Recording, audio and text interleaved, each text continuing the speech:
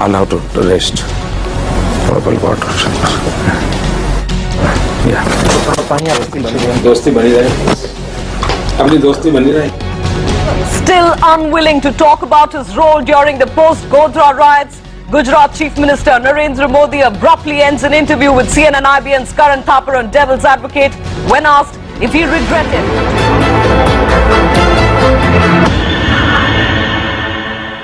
Modi, who was speaking to CNN-IBN's Karan Thapar on Devil's Advocate, walked out midway when asked if he regretted the riots of 2002. Here's a look at what happened. Mr. Modi, let's start by talking about you. In the 6 years that you've been Chief Minister of Gujarat, the Rajiv Gandhi Foundation has declared Gujarat to be the best administered state. India today, on 2 separate occasions, has declared that you are the most efficient Chief Minister.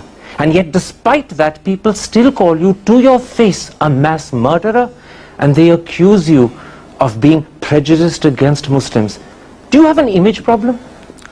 I think it's not proper to say that people. There are 2 or 3 persons, those who used to talk in this terminology. And I always say, God bless them. You're saying this is a conspiracy of 2-3 people only? I have not said so. But you're saying it's only 2-3 people.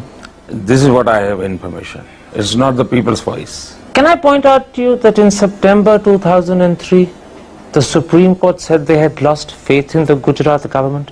In April 2004, the Chief Justice of the Supreme Court in open court said that you were like a modern-day Nero who looks the other side when helpless children and innocent women are burnt.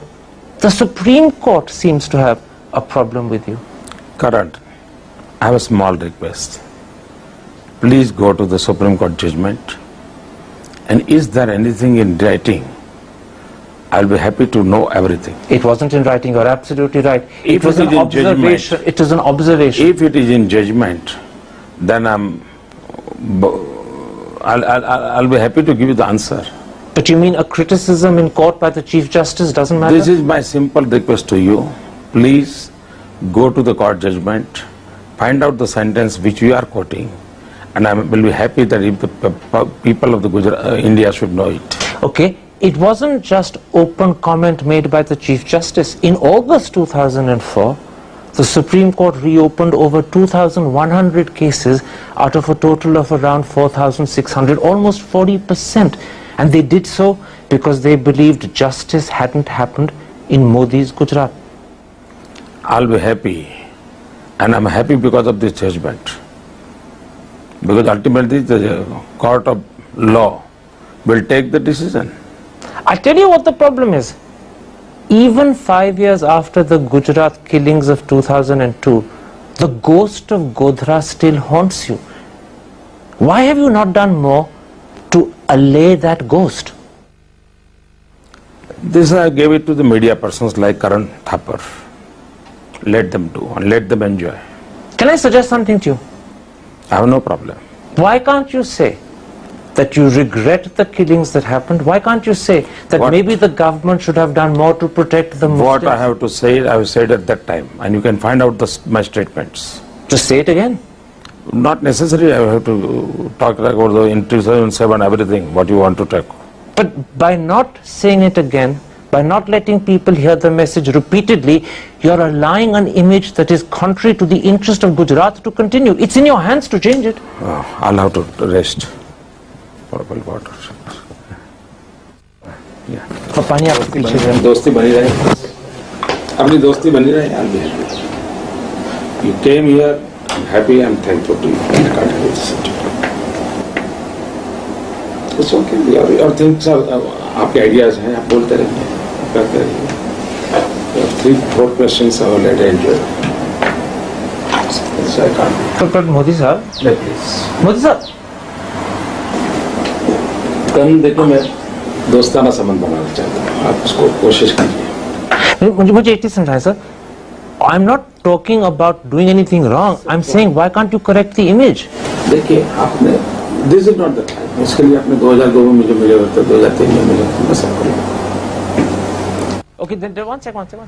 And to talk about that aborted interview, we have Karan Thapar here in the studio. Karan, it's not the first time that Modi has been asked the question, but the fact is it's a different election this time. There is no perceptible wave. Do you get a sense that because of political compulsions, possibly Modi not wanting to say that he regrets 2002, at the same time he is possibly looking at an image change here? I actually don't know why Mr. Modi stopped the interview. I wasn't at all rude. There was no aggression in my voice. I was asking a question not so much about Godhra, but about the way Modi is perceived and the image problem he has. And it seemed to me this was an opportunity for him to address an issue, to lay to rest a ghost that's been troubling him for 5, if not 6 years. And rather than use that opportunity, he suddenly stopped the interview. And all I can guess, and it is a guess, is that either I touched a sensitive point, a raw nerve, or maybe somewhere along the line, I worried him because he said to himself, maybe this interview is going to get worse and worse and I must anticipate a bigger problem and let's stop it now. I'm not sure which it was, whether he got scared that it would get worse or whether I touched a raw nerve, a sensitive point, but whatever it was, the reaction to me seemed hugely disproportionate to what I'd asked. Right. It could have been an interesting interview. There are many points that you could have possibly covered. The whole image change that Modi appears to be attempting gradually over the few years. The Gujarat development story that he's been talking about at various fora. Absolutely. In fact, when the interview ended, I said to him that my intention was to go on to talk to him about the trouble he was having within his party, the dissent, Keshubhai Patel in particular. I wanted to talk to him not just about his achievements, and they're fairly substantial achievements, we must grant that, but the criticisms his own MLAs make of those achievements so that he could reply to those. And those were things I think he would want to talk about. But for whatever reason, whatever cloud came across the horizon, he ended the interview, and I spent a whole hour trying to persuade him thereafter to go back and be sensible and redo the interview, but he simply would not agree. Well, it could have been an interesting interview. Karan Thapar, thanks very much for sharing that with us. That's Karan, of course, talking about that aborted interview on Devil's Advocate with Narendra.